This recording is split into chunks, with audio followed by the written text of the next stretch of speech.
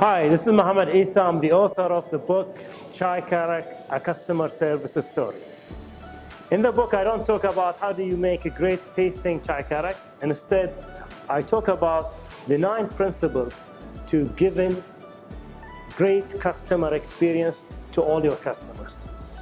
I call these principles the Chai Karak Manifesto.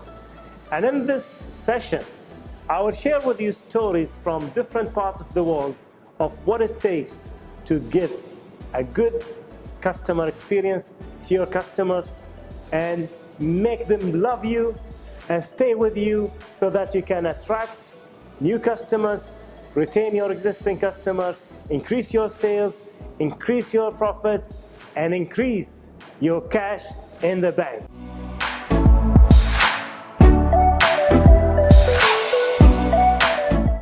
Ladies and gentlemen, welcome on board Flight 0001 with service from Bahrain to the world. We are currently in line for takeoff and are expected to be in the air in approximately 3 minutes' time. We ask that you please make yourself comfortable anywhere and be seated for takeoff.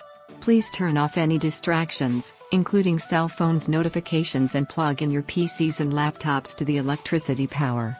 Smoking is prohibited for the duration of the flight. Thank you for choosing We Say Virtual Flights. Enjoy your flight. 2 years ago, I wanted to celebrate my birthday in a crazy way. I wanted to jump out of an airplane. So I flew to Dubai to experiment with the skydive experience over there. As I arrived at the terminal, I saw the instructors doing push-ups, doing sit-ups, doing chin-ups, and stretching. I thought, these guys are fit. And you need someone who's fit to jump with you out of an airplane. There was a long line.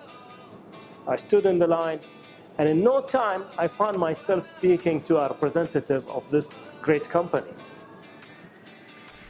I filled the required forms, and then I proceeded to the cashier. The cashier told me, you have nothing to pay. The payment was made online. You can just wait for your photographer and instructor.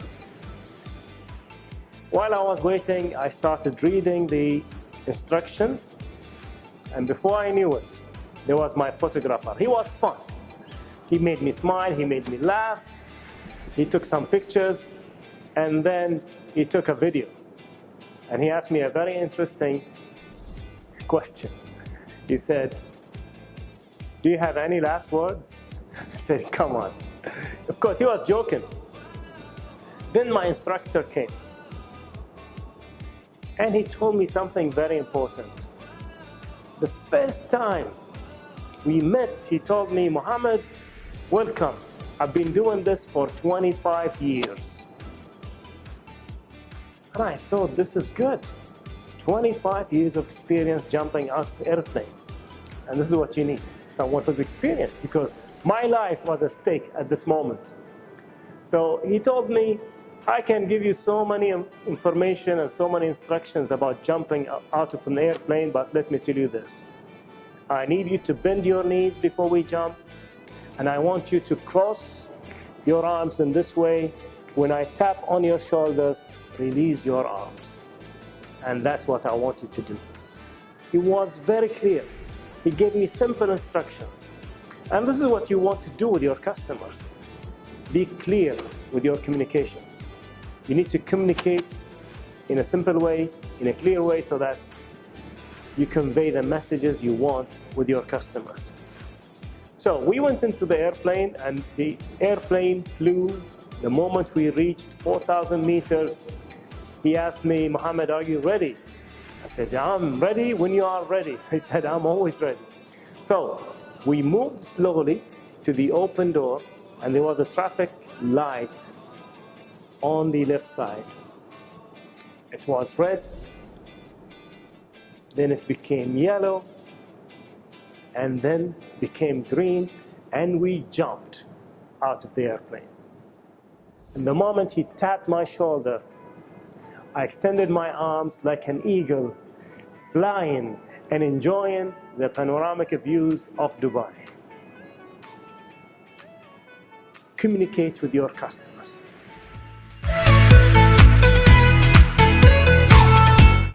In December 2015, I left my corporate job as a chief financial officer, and I focused on my energies on three things: speaking, writing, and traveling.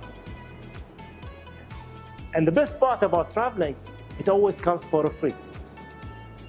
Because I speak at conferences, and when I speak at conferences, the conference organizers, they pay for my accommodation and flights.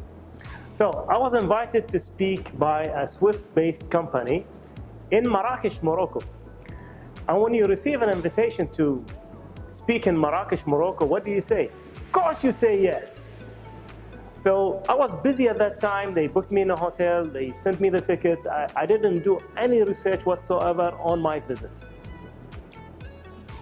So when I arrived at Marrakesh International Airport, a representative from the hotel was waiting for me. He had a sign, it had my name, and he took me through the immigration and all the other formalities. We took my luggage, and he escorted me to his 7 Series black BMW car.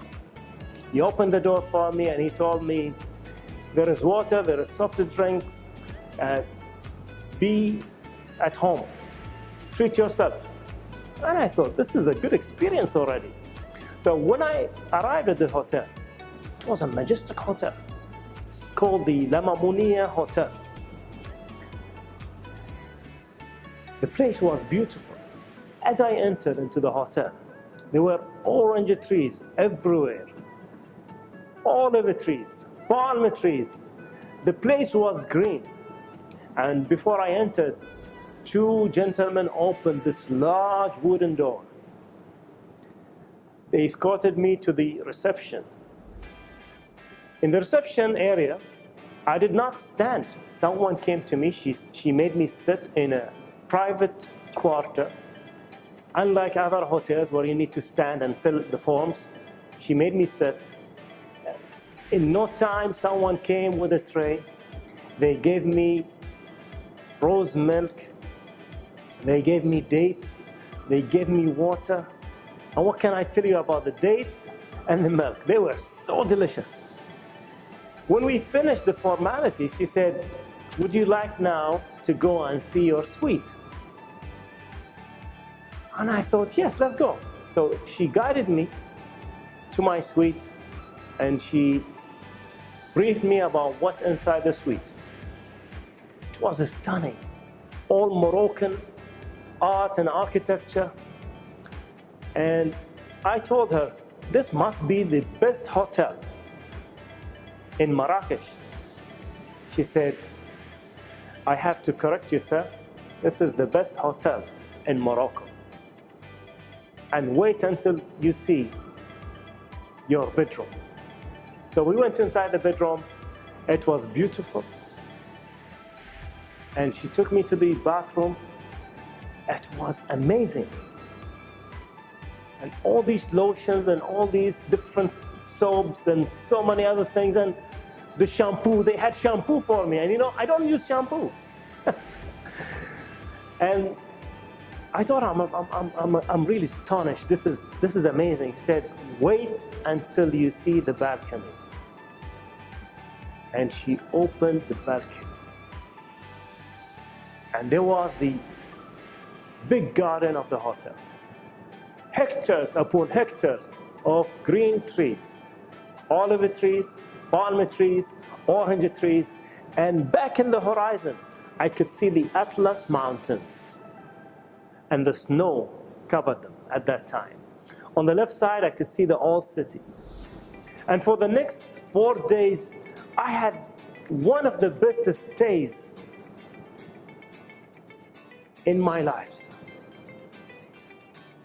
Because all the staff were friendly, all of the staff smiled all the time, and all of the staff wanted me to have the best time in this hotel. And true to her words, in the same year where I stayed, this hotel won the best hotel not in Marrakesh, not in Morocco, not in Africa, but they won the best hotel award in the entire world. So when you promise your customers, you need to fulfill your promise. If you promise them that they'll have a fantastic experience, you better deliver on your promise. In 2017, I went to Las Vegas, not to gamble, not to do the other things you might be thinking of. I went to Las Vegas for adventure. Because when you go to Las Vegas, you can go and do so many adventures. Go on a hot air balloon ride, go to the Grand Canyon, jump out of a building, zip lining. You can do so many things. And when I travel, I like to observe customer experience stories. And this is one that comes to you from Las Vegas. Now, if you're traveling, what could be the worst thing that could happen to you? No, losing your passport is not the worst thing that could happen to you. Because if you lose your passport, you can go to the consulate, you can go to the embassy, and they'll sort you out. They'll give you some papers, documents, and you can fly back home. But the worst thing that could happen to you in a travel experience is this. Is you go to the perfect location, the perfect attraction, and you pull out your phone trying to take the best picture, and your battery dies on you. What do? You fly home, you talk about the experience, but you cannot show your family and friends the photo of the place you visited. And that can be very frustrating. Yes, you can go and Google it and show it to them, but that is not your photo. So I've noticed next to the hotel where I stayed, there is a monorail where you can travel to the different areas of Las Vegas. And inside this monorail, there is a vending machine, not for water or for fizzy drinks, but for phone power banks. So you go to the machine will ask you, are you Android user or iPhone user? I clicked on iPhone. The machine asked me, is it iPhone 4 and below or iPhone 5 and above? And I clicked iPhone 5 and above. The machine asked me, do you want to rent the device or do you want to buy the device? I thought, no, let me buy the device. So I bought the device. The machine said, cash or credit card? I said, credit card. I put my credit card, I put in the PIN, and this thing came out from the machine. Small power bank, you can carry in your pocket, and the beauty about this is you can use it on your iPhone directly without any cables. And you can see it's still charged. So losing that perfect moment when you are about to take a picture will not occur because of this device. So this company did what all of you should do. Anticipate your customers' needs. Anticipate them and fulfill them at profit.